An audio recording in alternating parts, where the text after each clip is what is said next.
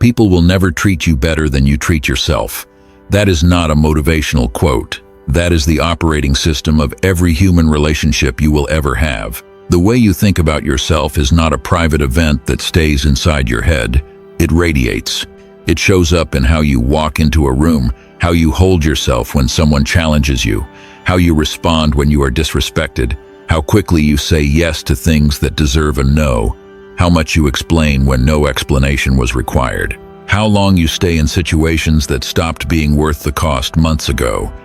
Every single one of those behaviors is a broadcast, and every room you have ever walked into is receiving that broadcast and calibrating its treatment of you based on what it picks up, not based on what you deserve, not based on your track record or your resume or the quality of who you actually are underneath the surface, based on what you are broadcasting about how you see yourself.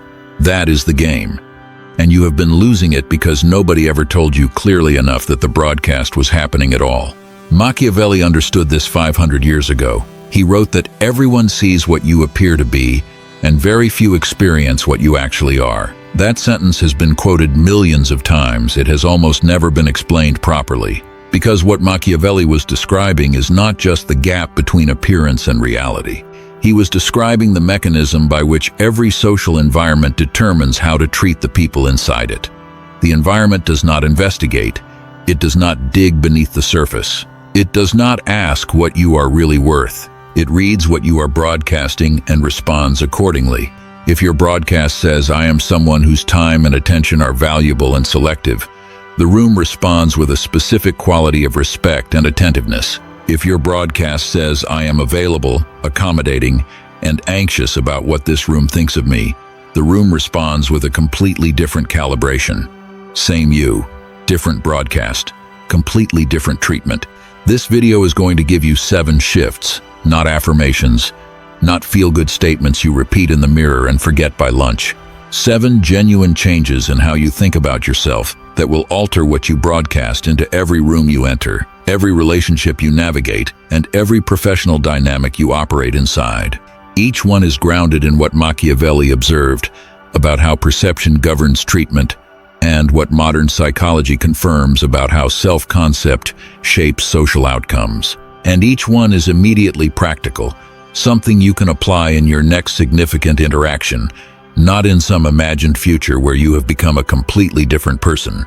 Before I start, here is what you have been getting wrong, and I need you to hear this with your full attention, because it is the root of everything else. You have been trying to change how people treat you by changing how you behave toward them. More effort, more accommodation, more explaining, more proving, more showing up with the full weight of your goodwill extended in both hands toward rooms that have not demonstrated they deserve it, and none of it has worked. Not because the effort was insufficient, because the direction was wrong. You cannot change how people treat you from the outside in. The treatment you receive is a mirror of the broadcast you are sending. Change the broadcast and the mirror changes automatically. Keep the broadcast the same and no amount of effort will move the reflection. My friend, I need you to understand what this means for everything you have been experiencing. Every time you walked into a room and felt like you were not being taken seriously enough, the broadcast was running. Every time you extended yourself fully towards someone who gave you half in return, the broadcast told them that half was enough. Every time you worked harder than anyone else and watched someone less capable get the opportunity you earned, the broadcast was telling the room that you were someone who would continue producing regardless of what the room offered back. You were teaching the room how to treat you. Through every behavior, every accommodation, every moment of accepting less than you are worth. Not through your words, through the signal that your self-concept was sending before you ever opened your mouth. This is the fix. 7 shifts. 7 changes in how you think about yourself that change everything about how the world thinks about you. If you are ready to stop being treated like what you have been settling for and start being treated like what you actually are, comment the words "I changed the broadcast." Like this video because every like puts it in front of someone who is still wondering why the effort is not working. Subscribe and hit the notification bell, and drop your location and the time right now. This community is real, and right now it matters who is here. Shift 1. Think of yourself as someone who does not need the room, and watch the room start needing you. Let me tell you what happens inside every room you walk into before a single word is spoken. The room reads you, not your words, not your resume, you, the quality of your energy, the way you carry yourself through the door, whether your eyes are scanning for approval or settled in their own direction, whether your posture says, "I am here because I chose to be," or "I am here because I need to be." The room picks this up in seconds, not through conscious evaluation, through the same instinctive social calibration that human beings have been using to assess each other since long before language existed. And what it picks up determines the starting position of every interaction that follows. Machiavelli observed this with the specific precision of someone who had watched it happen thousands of times in the courts of Florence. He documented that the men who entered a room carrying visible need for approval, need for alliance, need for the specific outcome that only this room could provide, were treated with a predictable and consistent quality of diminished respect. Not because the room was cruel, because the need communicated something about the man's position that the room could not unsee. It communicated that his stability depended on something the room controlled, and anything the room controls, the room devalues. That is not a moral failing. That is the documented behavior of human beings in every social environment that has ever been studied. Here is the shift. Before you walk into any room that matters, a meeting, a negotiation, a social gathering, a conversation with someone whose treatment of you has been less than you deserve, stop at the door. Not physically, internally, and ask yourself one question. If this room gave me nothing, no approval, no agreement, no recognition, no cooperation, would I be okay? Not fine, not unbothered. Okay, still standing, still whole, still walking out the same person who walked in. If the answer is yes, if you can genuinely locate inside yourself the settled knowledge that you are complete, regardless of what this room provides, then you are ready to enter, and the room will feel it. Before you have said a word, the broadcast has changed. The signal now says this person is here because they chose to be, not because they need to be. And that signal, received by every nervous system in the room, produces a quality of attention and respect that need can never generate. Let me give you a specific way this plays out so you can see it in your own life. You walk into a meeting where you need approval for something. Your old broadcast says, "I need this to go well." The room reads that need in how fast you talk, how much you over-explain, how eagerly you address every concern before it is even raised. The room calibrates. This person needs us, and the treatment follows slower responses, less engagement, the specific quality of reduced urgency that rooms apply to people who are clearly not going anywhere regardless of how they are treated. Now imagine the same meeting with a different broadcast. You walk in settled. You present clearly. You do not over-explain. You do not scan the room for signs of approval. You say what needs to be said, and then you sit comfortably in whatever response arrives. The room reads something different now. This person is here by choice and will proceed with or without our enthusiasm. That reading produces a completely different quality of engagement. Not because the room is consciously making a decision, because the broadcast shifted and the room responded to the new signal the way it always responds, automatically, instinctively, and with a precision that no amount of verbal persuasion could ever replicate. If that shifted something, comment, "I am enough," before I enter. Shift 2. Think of yourself as the one who decides, not the one who waits to be chosen. My friend, I need you to hear this one carefully, because it corrects something that has probably been operating in the background of your professional and personal life for longer than you realize. You have been waiting for the opportunity to be offered, waiting for the person to choose you, waiting for the room to recognize what you bring and to make space for it voluntarily.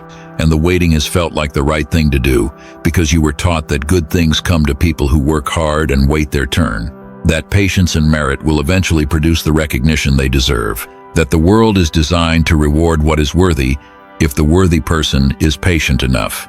Machiavelli watched that belief destroy capable men with a consistency that he found genuinely painful to document.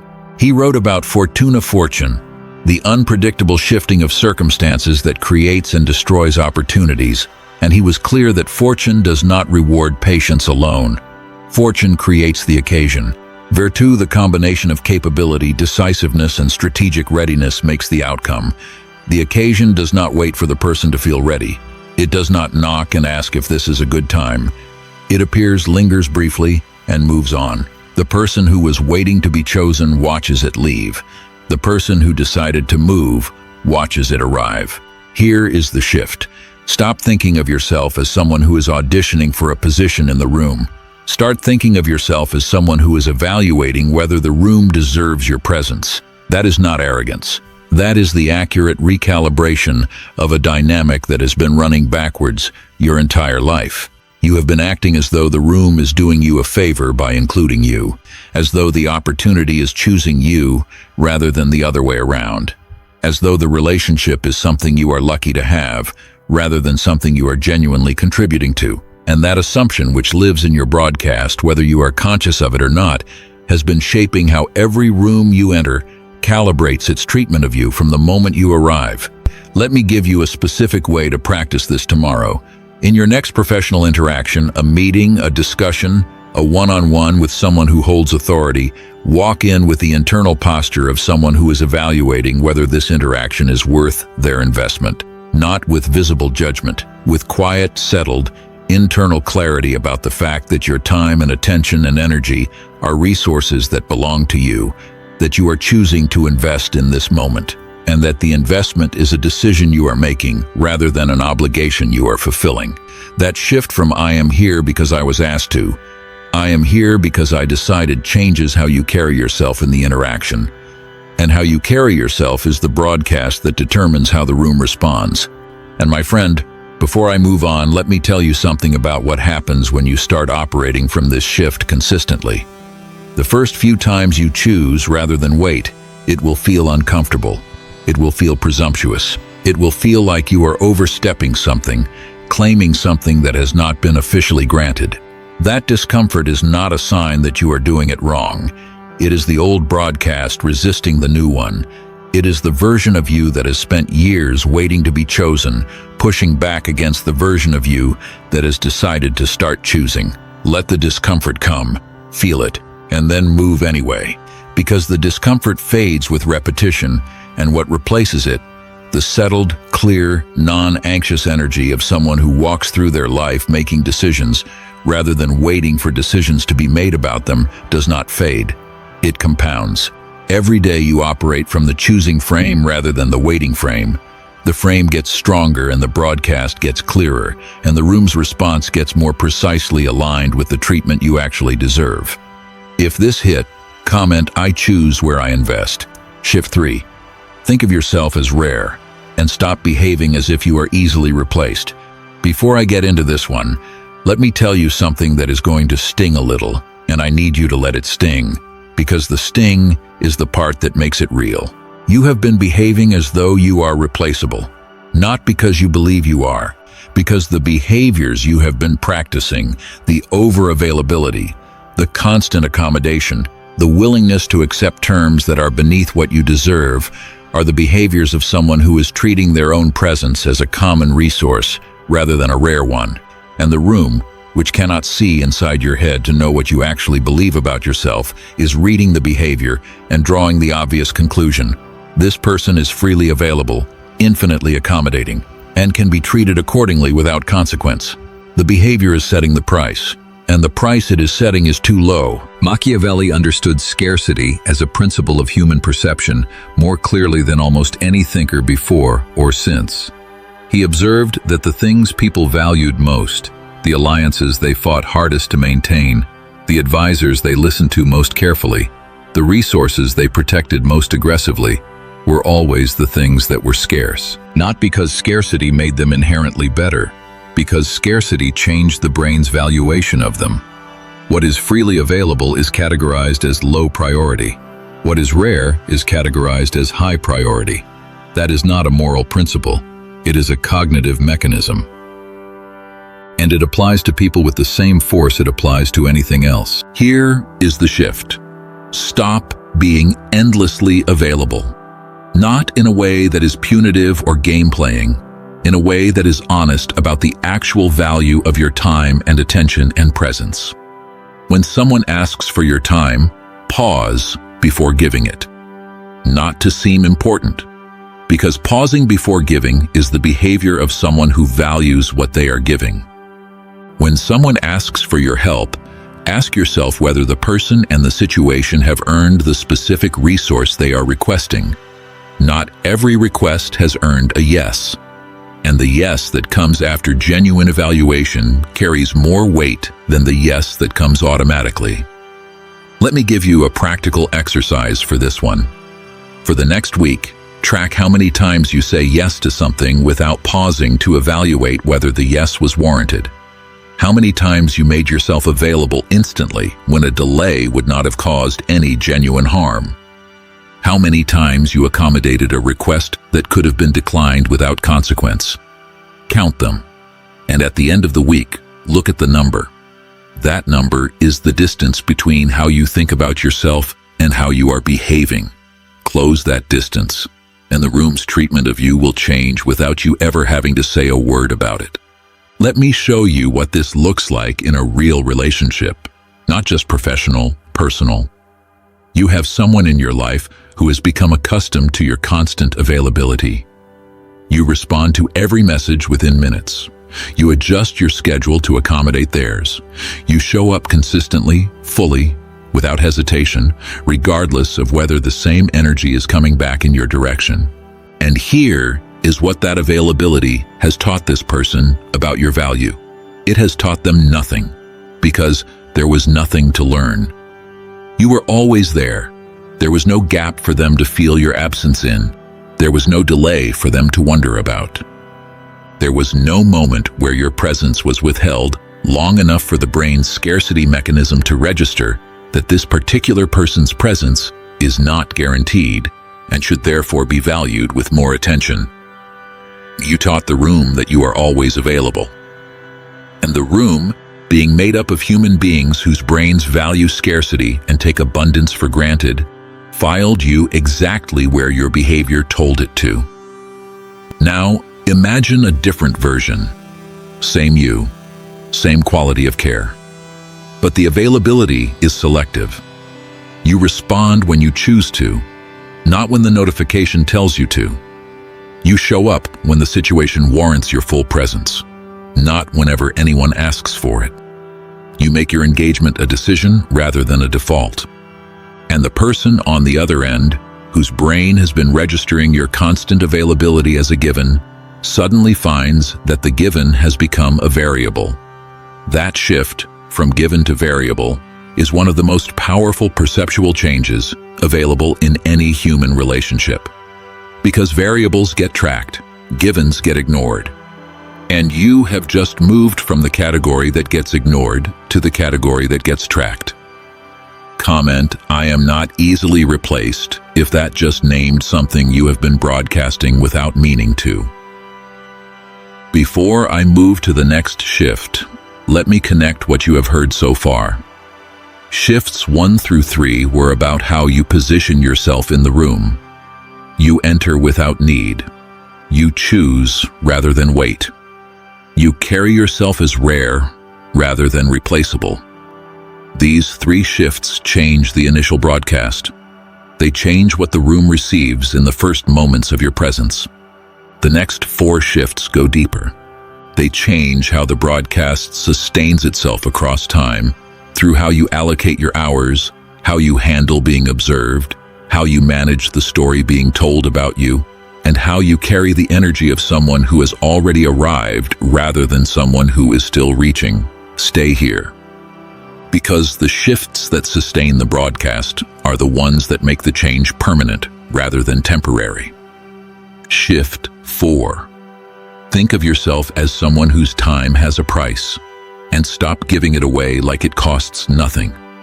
My friend, this shift is the one that will change your daily life most immediately because it touches the thing you are spending most, your time, and it corrects the single most common mistake that good people make in their professional and personal lives, treating their own time as though it is the least valuable resource in any exchange.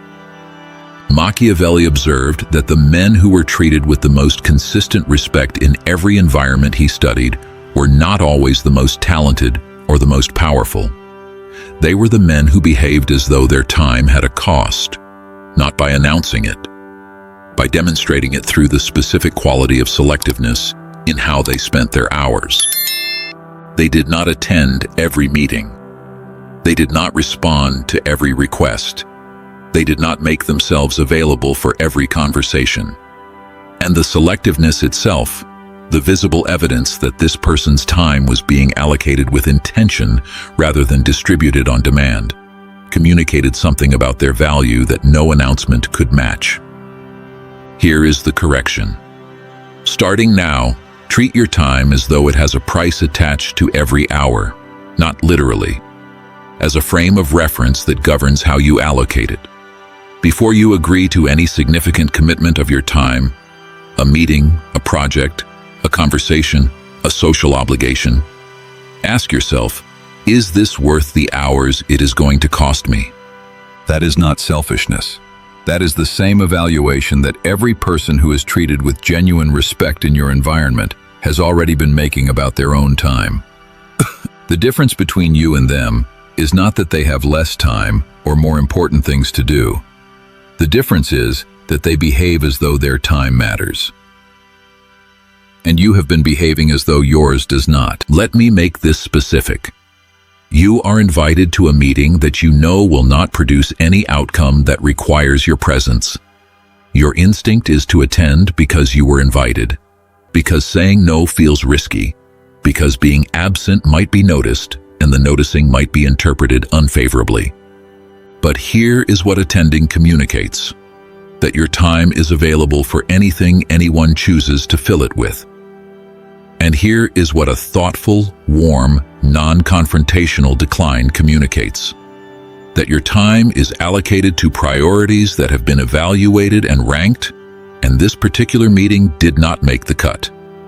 The decline does not have to be dramatic. Something as simple as, I have a commitment during that time, but please send me any notes I should review, communicates everything the room needs to know about how you value what you are spending. And that communication, repeated consistently across weeks and months, changes how every person who interacts with you calculates your importance.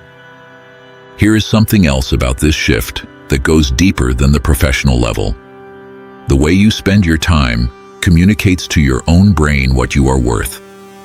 Every time you give your hours to something beneath what your time deserves, you reinforce in your own nervous system the belief that your time is freely available and therefore not valuable.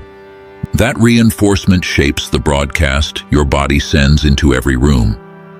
The person who treats their own time as precious carries themselves differently from the person who treats their own time as freely distributable.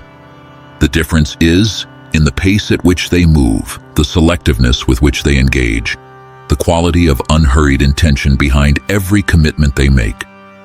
Machiavelli noticed that the most effective men in the courts of Florence were never hurried, never rushing between obligations, never giving the impression that their schedule was running them rather than the other way around. That unhurriedness, that visible evidence of someone who has enough control over their time to move at their own pace, was one of the most reliable signals of genuine authority any room could receive. Not because moving slowly is inherently powerful, because moving at your own pace communicates that you are the one setting the terms of your engagement. If this landed, comment my time has a price. Shift 5. Think of yourself as someone who is being watched, because you are. Before I move on, let me connect what you have heard so far. Shifts 1 through 4 were about the internal positioning, the broadcast. This shift is about what happens once the broadcast is being received. Because once you start moving differently, once the quality of your presence in a room has changed, because the way you think about yourself has changed, the room starts paying attention. And what you do with that attention is the difference between a shift that lasts and a shift that fades. Machiavelli wrote extensively about the importance of understanding that in any environment where your position matters, you are being observed at all times, not paranoidly, realistically. The people in your professional world are tracking your behavior with a consistency that most people underestimate. They notice what you say yes to and what you say no to. They notice how you respond under pressure and how you carry yourself when things are going well. They notice whether your behavior is consistent across contexts or whether you are one person in front of authority and a different person in front of peers. Every one of these observations is being filed quietly in the minds of the people around you. And the file they are building about you is the file that determines how they treat you, what they offer you, and what they believe you deserve. Here is the shift. Start carrying yourself as though every significant moment is being observed, because it is, not with the performative self-consciousness of someone who is trying to seem impressive, with the settled, continuous awareness that what you do matters, that your behavior in the small moments is being read as evidence about who you are in the large ones, that the consistency of your composure across different contexts is one of the most powerful signals you can send about the reliability of your character, and that the people around you are not just interacting with the version of you that shows up in the significant moments.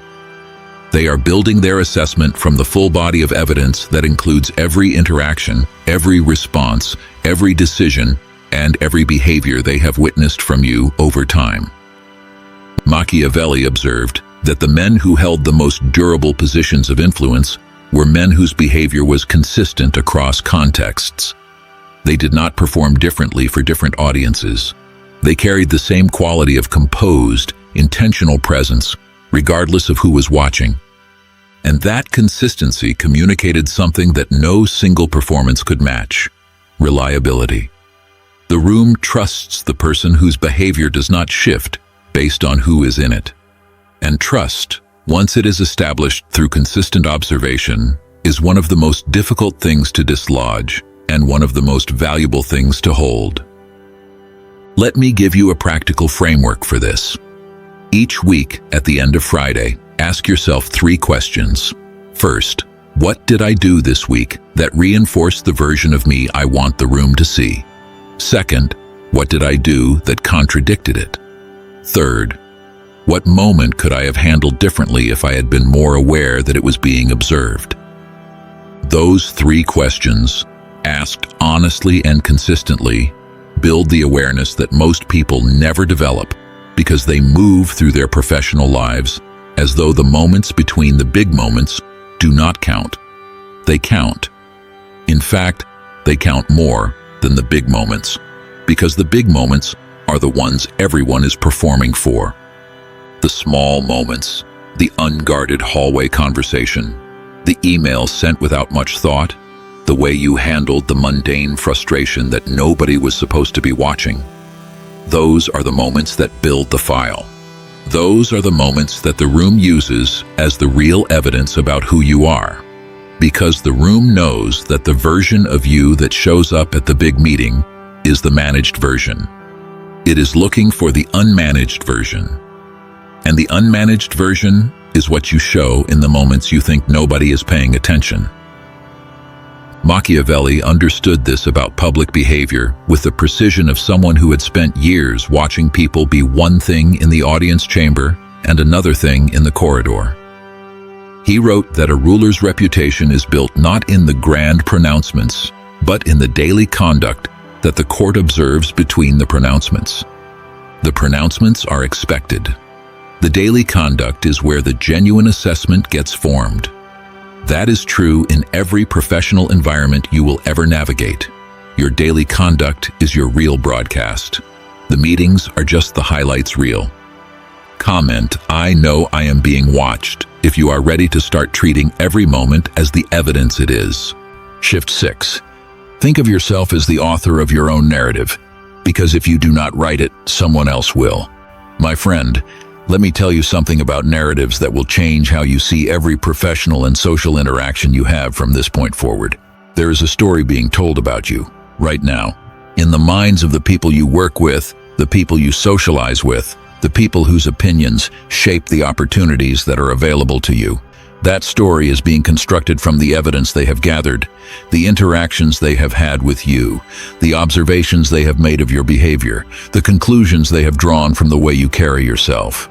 And the critical question is this: are you the author of that story, or is it being written by the room? Machiavelli understood narrative control as one of the foundational skills of anyone who wanted to maintain influence in a contested environment. He observed that the men who left their narrative to the room, who allowed other people's interpretations of their behavior to stand as the official record without participating in shaping that record, were consistently disadvantaged compared to the men who actively managed the story being told about them, not through lying, through the deliberate selection of which truths to lead with, which aspects of their character to make visible, and which achievements to ensure were known by the people whose knowledge of them mattered.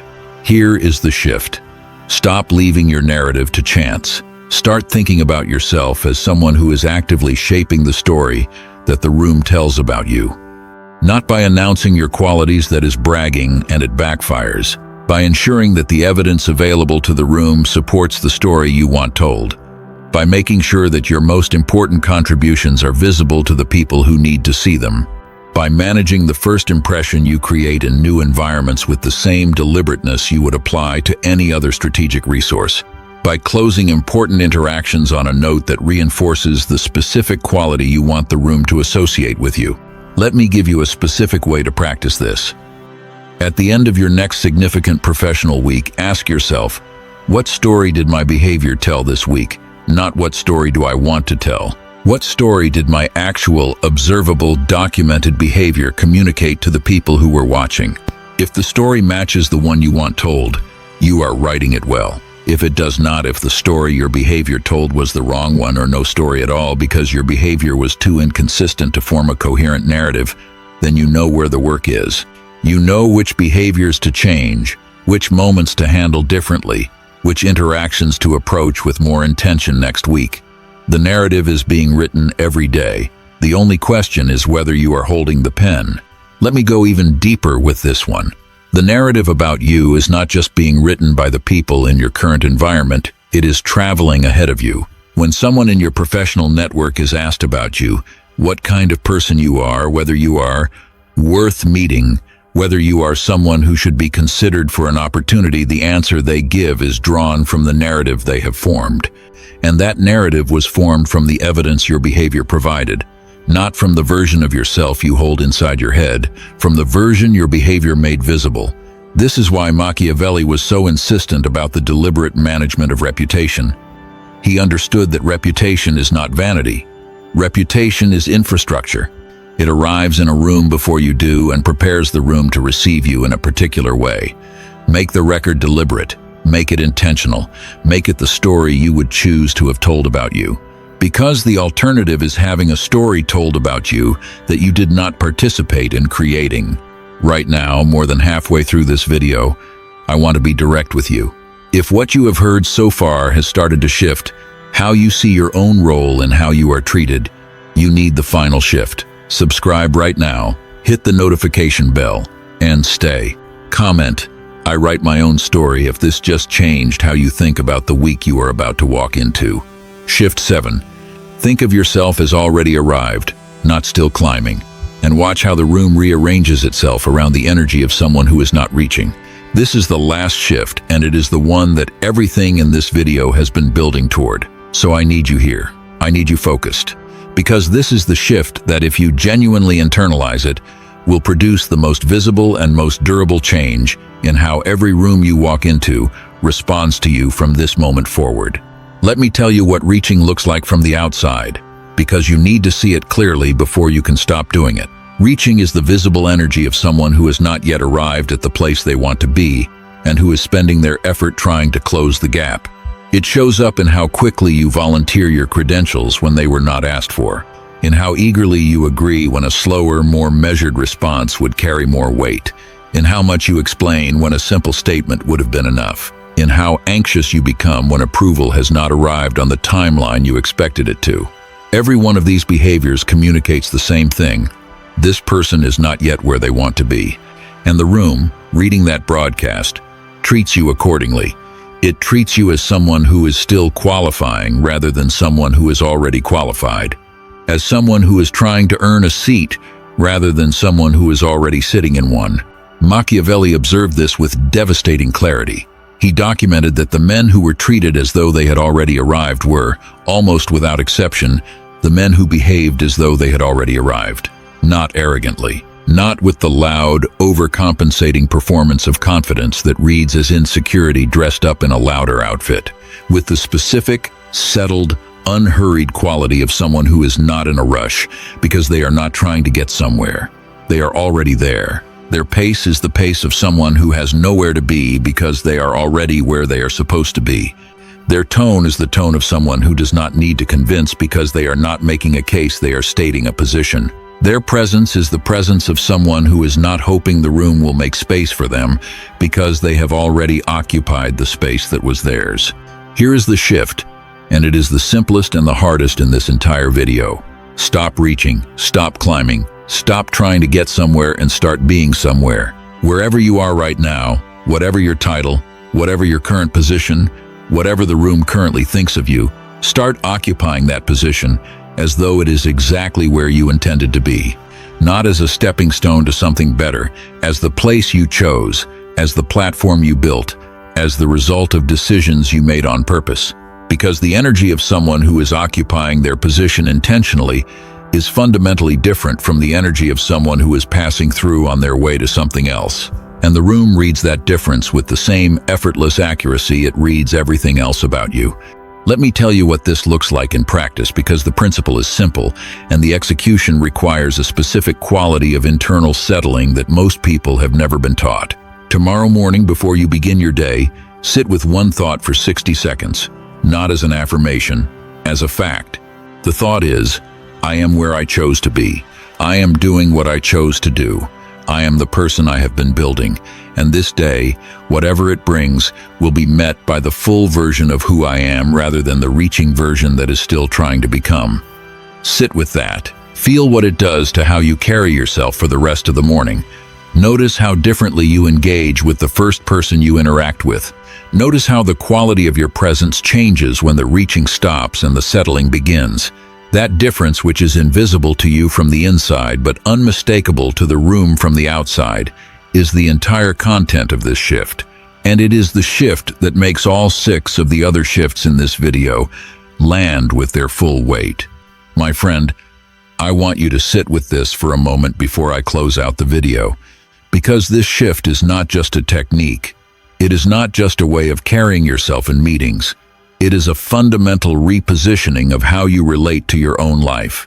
The reaching that you have been doing, the constant effort to get somewhere, to become something, to earn the treatment that you believe is waiting at the top of whatever ladder you are climbing, that reaching has been the thing that is keeping you from the thing you are reaching for.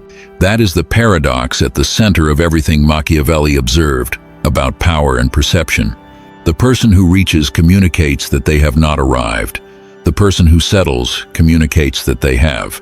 And the room, which is always watching, always calibrating, always building its assessment from the evidence of how you carry yourself, responds to the settled person with the treatment that the reaching person has been exhausting themselves trying to earn.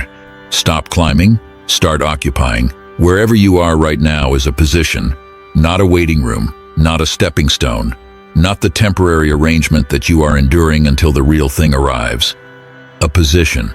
A place you chose, a platform you built, and the energy of someone who occupies a position intentionally, who is not passing through on the way to somewhere else but is fully, genuinely, settledly here, is the energy that changes every room it enters without raising its voice or making a case, or doing anything that the old version of you would recognize as effort.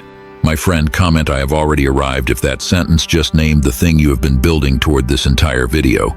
Let me close this out by saying something directly to you, not to the audience, to you, the person who watched all 7 shifts and felt something move, something that has been locked in place for a while, something that the old way of thinking about yourself was keeping frozen, and that the new way, the Machiavellian way, which is not cold or strategic in the heartless sense, but precise and honest and grounded in 500 years of documented human behavior, has just started to thaw. Let me tell you something about what happens after you start living these 7 shifts. Not on the first day, on the 30th day, on the 90th day, on the day 6 months from now when you look back at who you were when you pressed play on this video and realize you do not recognize that version of yourself anymore. Not because you became someone different, because the version that was always there, the version that was buried under the old broadcast, under the reaching, under the accommodation, under the years of training yourself to accept less than you are worth. That version finally got to come forward and be the one the room sees. That is what these 7 shifts produce. Not a performance of confidence, not a mask of authority that you put on in the morning and take off at night. A genuine, structural, permanent change in how you relate to yourself and therefore how every room you walk into relates to you. The performance fades, the structure holds. And the structure is what you are building right now.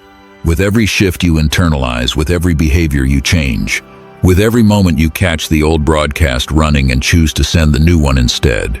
You do not have to become a different person. That is the thing that most people misunderstand about a video like this. They think the shift means becoming someone they are not. It does not. The shift means becoming more accurately who you already are.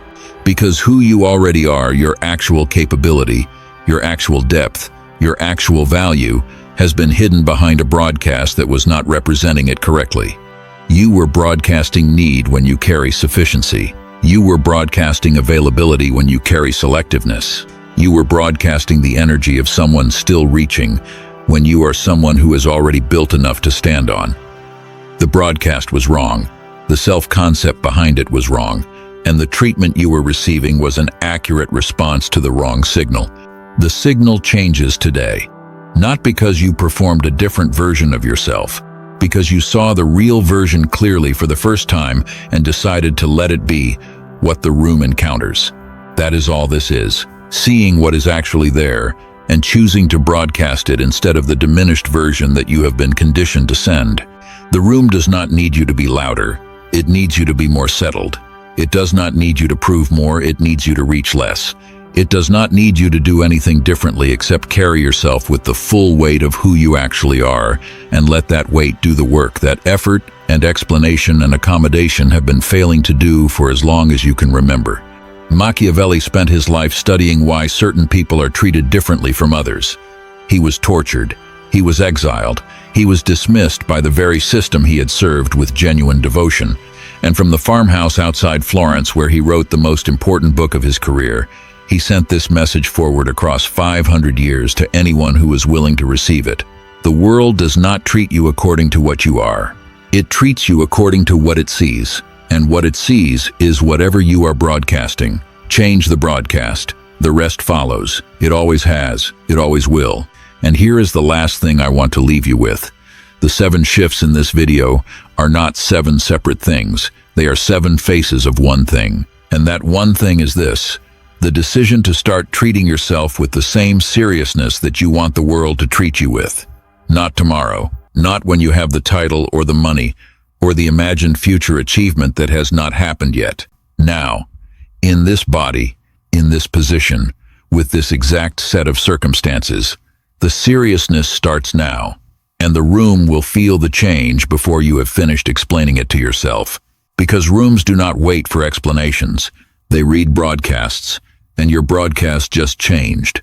Like this video if any of these 7 shifts named something that has been running in the background of your life without you knowing it had a name. Share it with someone you care about who keeps wondering why the effort is not producing the treatment it should. They need to see this.